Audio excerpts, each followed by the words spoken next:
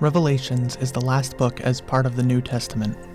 It is the tale of the apocalypse, of the ending of the world.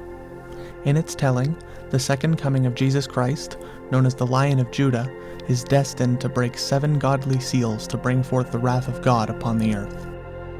Each of the 4 horsemen, the conqueror, war, famine, and death.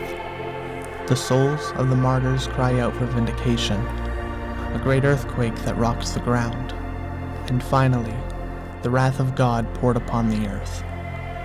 Far Cry 5, a game often criticized for its story and lack of narrative presentation, as well as a less than admirable ending, I believe is strictly a retelling of Revelations, with the player, the junior deputy, holding the role of the Lion of Judah. Joseph Seed and his family hold their place as the 4 horsemen, their project followers the vindictive martyrs. The nuclear fire that scorches the earth is easily seen as the wrath of God. While the true parallels are subtle, I believe the hint and context of this game perfectly show its hand. It was simply misunderstood. "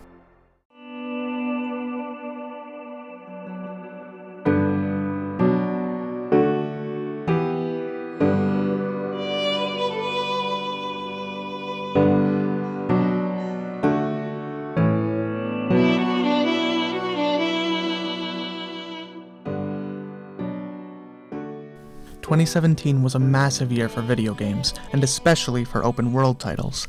Gamers were overwhelmed with a sea of new locations to dive into and worlds to explore. We were spoiled by Nintendo with Breath of the Wild and Mario Odyssey. Nier Automata and Horizon Zero Dawn captivated such a wide audience, I'm convinced they created a new generation of RPG fans on their own. Ubisoft had a lot to live up to, especially with the competition that would be coming with them the following year.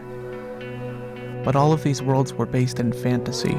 The sprawling landscapes of Hyrule, the lush forests of Horizon, these worlds, while beautiful, are designed from the ground up to be beautiful. But the talented artists at Ubisoft wouldn't stray from their previous installments, and decided to remind us how beautiful the world we live in can be. Hope County, while fictional, pulls out all the stops to represent southwest Montana, a gorgeous strip of land welcome to nature and people alike. The sprawling rivers, massive plains, watersheds, and mountain formations, all of their spirit is kept alive and well in this fictitious county, and stopping to see the sights comes easy when your game looks this good. The attention to detail in making this world come alive is astounding. Characters have their own pre-established relationships, certain people know more than you and are willing to either share or hold back until you can be of benefit to them. Hunters roam the world with their hunting dogs, and, once in a while, the world reaches a surreal bliss of humanity, a true moment of peace. Oh, hard times, come again no more. Nature is everywhere. And beyond all the gunfire and drama is a fully realized world with animal and plant life, weather systems, diverse biomes, and a sunrise so stunning I refuse to fast travel at night. Ambient lights give the most overwhelming waves of enemies a gorgeous cinematic flair. The hot Montana sun blows out against the white of churches, and lighting is absolutely consistent and convincing the entire way through. Fog and smoke effects, rainfall, the chromatic aberration that comes from the bliss. Every visual medium this game presents is presented flawlessly and keeps things grounded in familiarity while very much maintaining its own world.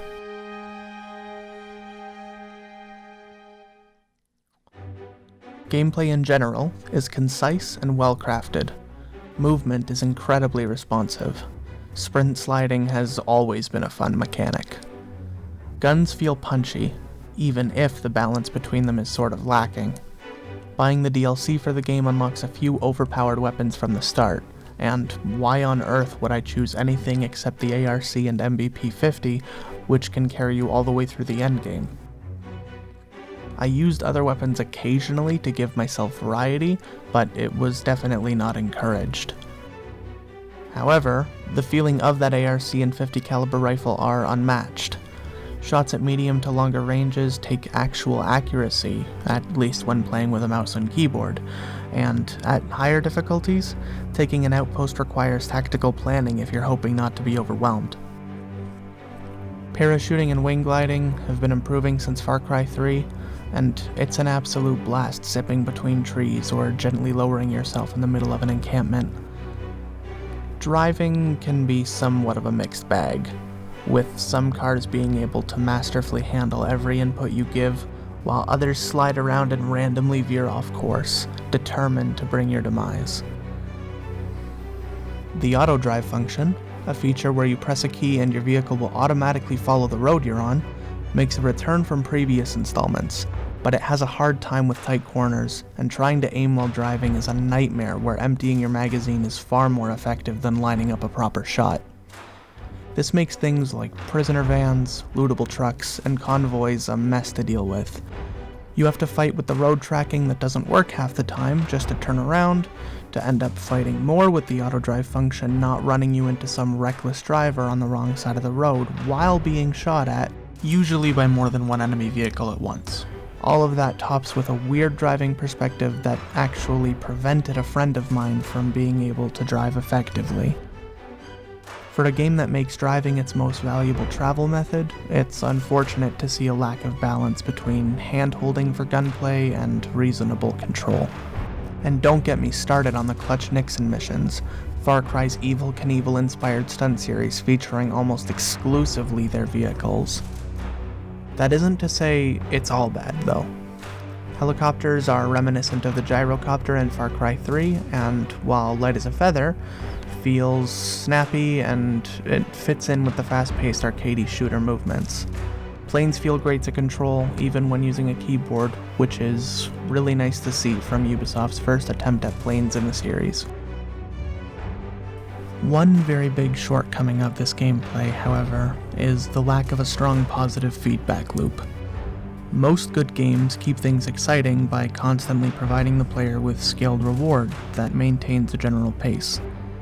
In a role-playing game like Skyrim, you gain experience to get perks. Those perks let you do more things that give you more experience so you can earn more perks, and that cycle repeats and loops while you're progressing throughout the story.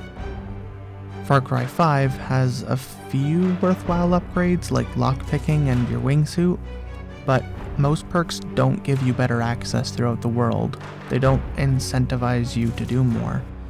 You just sort of get points as you play normally. Not once did I seek out doing a single thing that wasn't right in front of my face. And as the endgame gets closer, even that sense of direction falls flat as the guidance of bright red objects and mission markers cease to exist. The game expects you to just carry on with its story and forces you to do so. While not having a strong feedback loop isn't inherently bad, subtle adjustments like making weapons more upgradable, not gifting you free high-quality vehicles, giving you more to work towards would have brought this entire experience to a new level. Though, while we're on the topic of the campaign, my most important defense of Far Cry comes from criticisms of its story.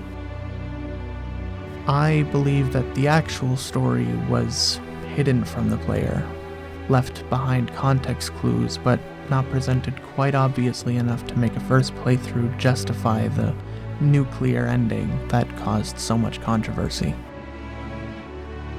As beautiful as this world is, its conviction is only further strengthened by the contrasting dread present with the project at Eden's Gate and their occupation in Montana.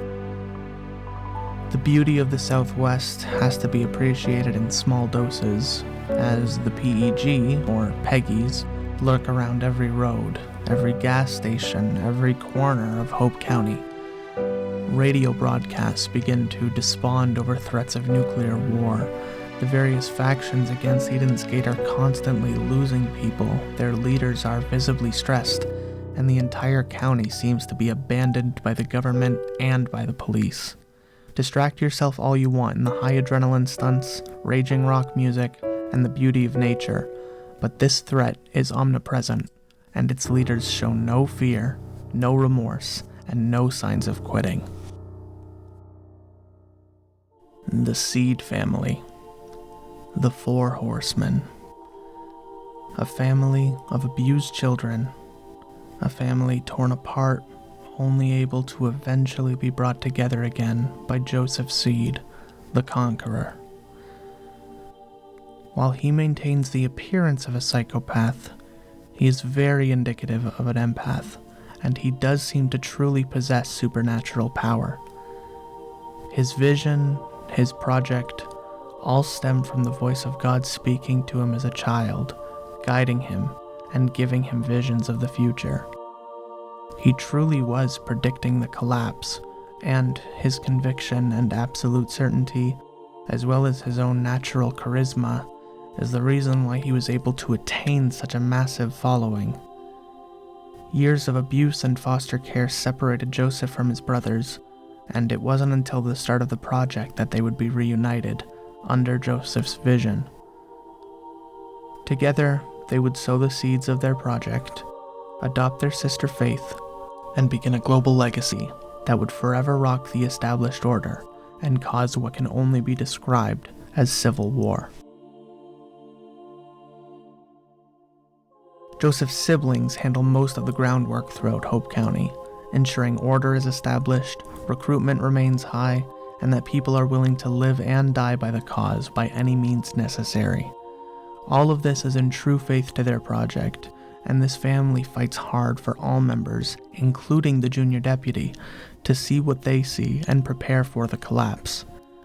These siblings are known as Joseph's heralds, and they each have a vital role in maintaining Hope County, as well as converting sinners into faithful members of the project at Eden's Gate. John, Famine, uses the sins of his followers against them, engraving it into their skin before ripping it away from them. Jacob, War, uses brutal psychology to condition people into loyal followers. Faith, Death, uses her chemical compound Bliss as a means to brainwash people into seeing the vision, into blindly following the Antichrist, the father, Joseph.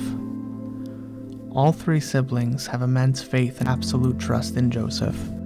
They all die for him, for his project, and for his mission. Their devotion to their family causes the entirety of the project to function and allows the father to spread his message of the collapse. John the Baptist, Famine. A man responsible for helping sinners reach the atonement. A man willing to sacrifice the many for the lives of the few. Fixated on sin and fueled by a traumatic revelation, John instills fear and tortures his subjects into submission through advanced psychological manipulation and physical pain, much like what his foster family did to him in his childhood. As a lawyer, John maintains the peace from government infliction against the project, and as Famine, he weighs the sins of humanity against themselves, determining if they are suited for their bread, for their atonement. As a child, it's revealed that John was abused heavily by his foster parents, and one day was beaten senselessly until all he could say in response was yes. He turned that word from a regular response to give to his abusive parents into a form of self-fulfillment, of power. John uses advanced methods of torture and overwhelming pain against people to crush them into his will, into confessing their sins and opening their minds to the vision of the seed family. John engraves a person's sin onto their skin, for as the infamous line from a Peggy goes, because confession without pain isn't confession. He will then tear it from their body in an attempt to release them from their past transgressions. His followers seem to have the most genuine start to their loyalty, maintaining their humanity while being psychologically manipulated into believing in John's power of yes. By the time the deputy finally dispatches of him, he remarks that the deputy isn't saving anybody, and dies knowing what he has seen is prophecy. Jacob, the soldier. War.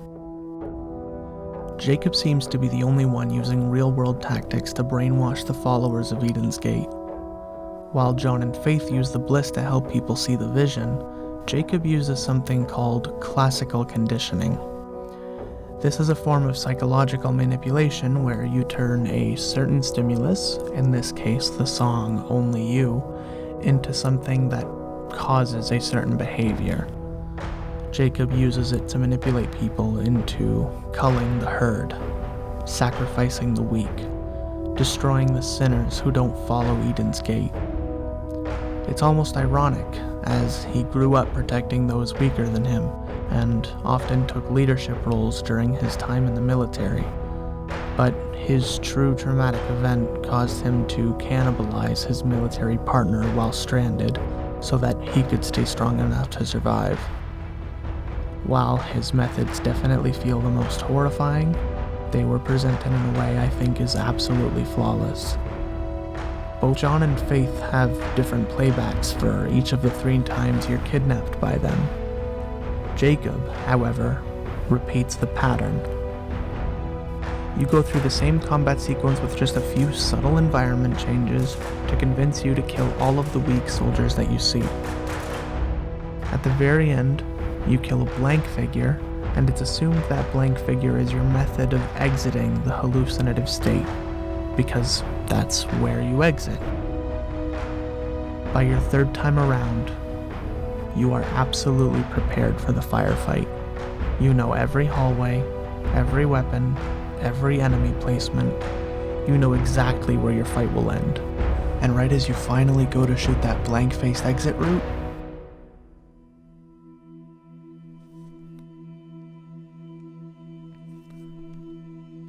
Jacob knew very well what he was doing, and as a player, you don't have a clue. You assume you're just killing Peggy's, or even better, you assume it's all a hallucination. But he trains you to become his killer, someone he can control on a whim.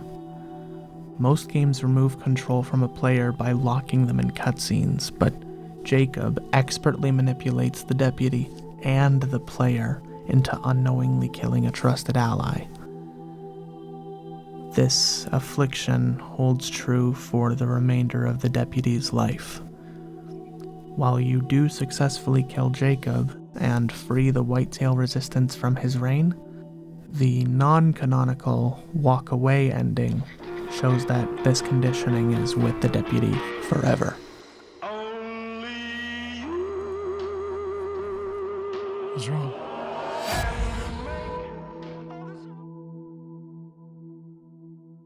Faith, the angel.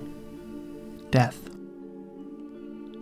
As the adoptive sister into the Seed family, Faith's absolute devotion to the father and the project are undying, with the overwhelming manipulation only rearing its head in her final moments.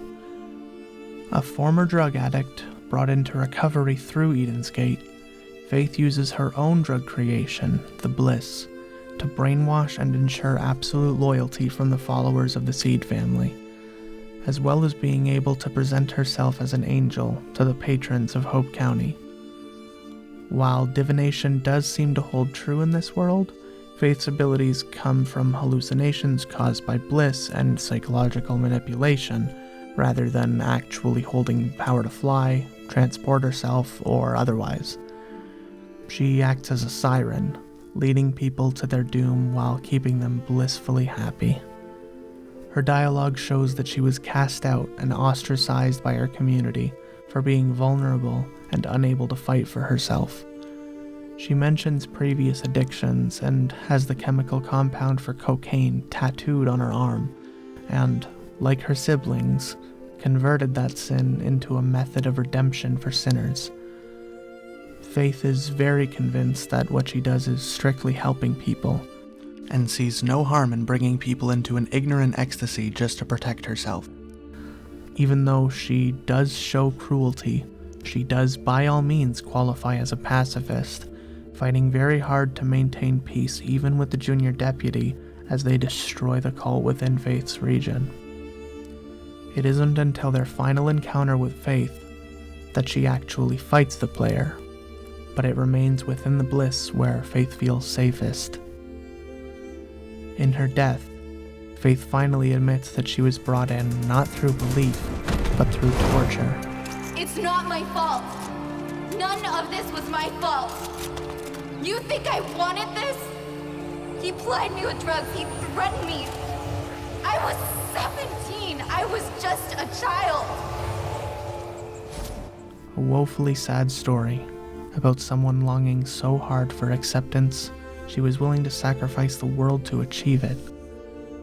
While Faith is now gone, her legacy and the bliss forever remain, and allow the climax of events, the breaking of the 6th and 7th seals, to be set up and take place. Faith is arguably the most effective of the 3 heralds, and her work has the most intense effect on the world. All that remains is Joseph, the father, the conqueror. While some see Joseph's reign as purely psychotic, the truth is that God did speak to him and did guide him through the end of the world. The voice of God showed him the impending apocalypse and gave him the means to save all who he could from the collapse. The voice had seen him through his wife's death and convinced Joseph to kill his own daughter, and there was no falter in his faith to the mission. His message and his belief only complemented his unmatched charisma, and his following built quickly and spread far and wide. He had seen the coming of the lion. He had seen the 7 seals being broken. He saw the wrath God would bring down upon the world, but he needed help. His brothers John and Jacob he would use to train soldiers and raise an army, for he knew the resistance to his message would be strong. To convince people to fight, he needed an angel, and created the role of Faith to fulfill what his wife, long deceased, would not be able to. The role's eventual fulfillment of Rachel Jessup would see Faith in its truest form, and Rachel's ability to develop the bliss would only cement the project at Eden's Gate as a truly loyal to the death following. Joseph knew of this power. He knew the strength his family had, and he used it to all but guarantee their ascent to Eden. Joseph uses his family not only to build his army, but to retain them, to strengthen them. As his siblings fall to the hands of the deputy, Joseph presents a message to his followers and enemies alike.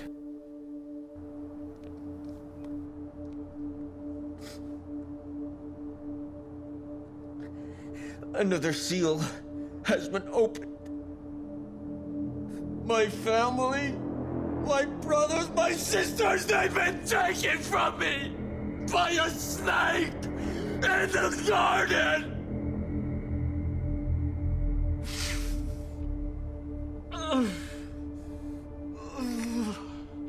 I thought I knew God's plan.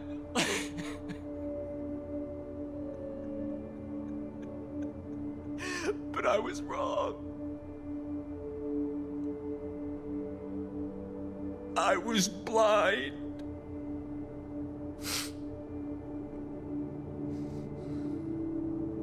But now I see. You took my family from me so that I could have yours. We will welcome them with open arms. Just as we will welcome you. We will be waiting for you where it all began.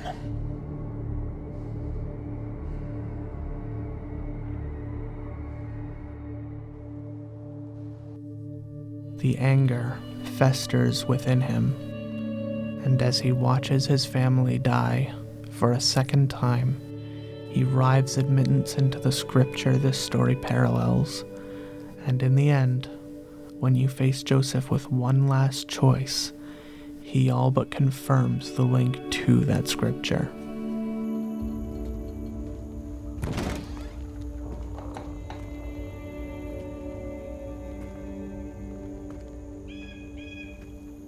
And when the Lamb broke the 5th seal, I saw under the altar the souls of the martyrs, slain because of the word of God. You made martyrs of my family, and I am prepared to do the same to yours.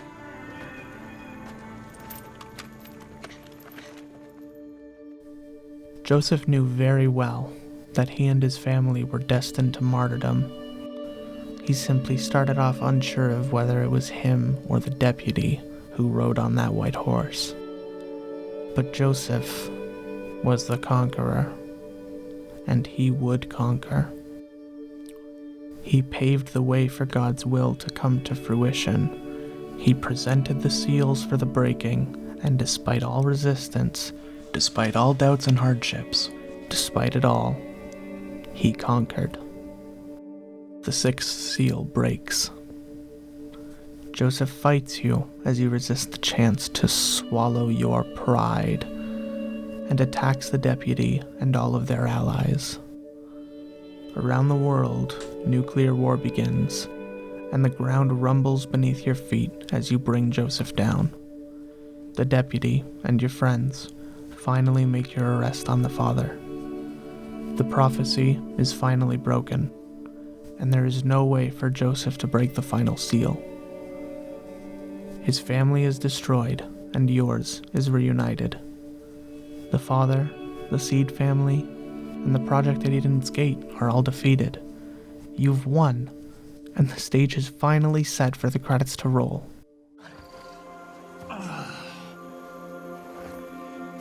Forgive them, Father. They know not what they do.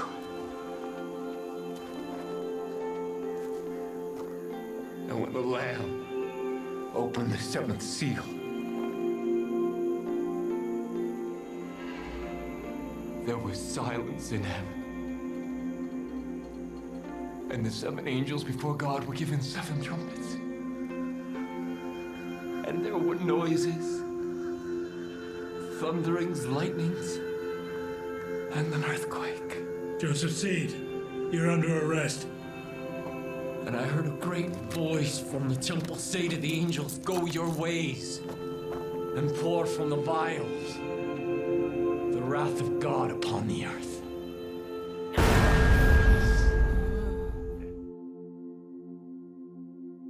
Whether you knew it or not, your actions brought forth the apocalypse, the wrath of God upon the earth.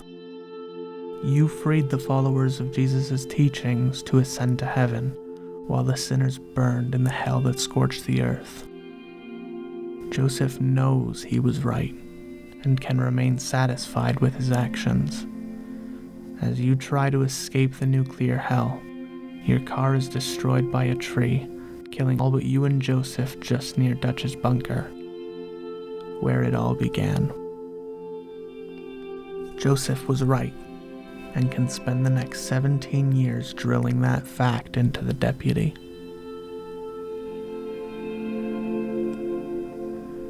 Far Cry 5 is not a perfect game, but the tale it tells, its presentation, its bold move to treat the player as a pawn in a much larger game, all of this comes together in a story I believe is truly unmatched by most. The ambition and beauty poured into this project was an incredible refresher to the normal victory we're all accustomed to. It feels like your actions are invalidated because you didn't achieve the outcome you wanted as a player. But your actions served every purpose they were meant for. They fulfilled every prophecy, and brought forth the state the world was destined to be in. Your personal goals don't matter when placed against the grand scheme of a higher power. Far Cry 5 illusions you with a power trip, but reminds you that you are no god, and you have no control over his plans. Joseph Seed saw that long before you, and it wasn't until you became his family that he could show you. And, after all your fighting, despite all your resistance, the gates of Eden opened to you, in bliss.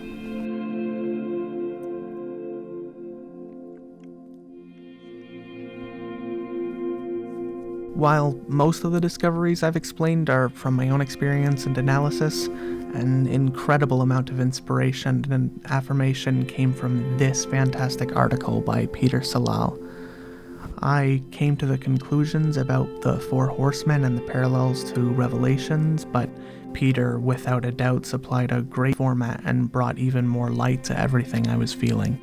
And you can definitely feel the inspiration of his work. A huge amount of time went into preparing this, including getting remarkable feedback from people like yourself.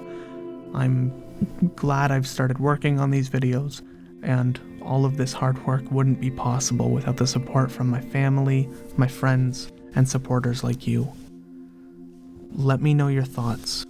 Like this video if you enjoyed it, and please consider subscribing if you want to see my future analysis. I also have a Patreon set up in the description if you'd like to support the channel further, and there's a link to my Discord server if you want to chat with me and others about video games and the like. Thank you so much for your time and support. It really means the world to me. Bye.